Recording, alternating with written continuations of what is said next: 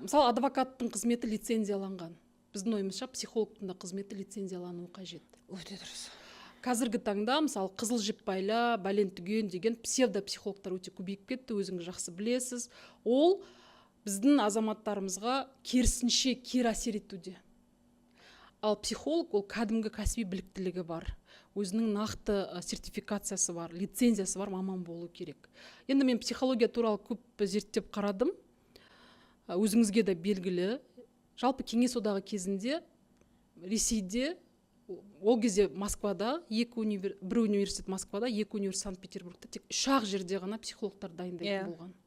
Және ол психологтар элитный мамандық болған, саяси элитаның, партияның элитаның балалары ғана оқитын болған. Неге? Өйткені отаршылдық езгідегі мемлекеттің саяси жүйесі үшін өзінің психологиясын меңгерген еркін адамдар қажет емес еді. Бостандық үшін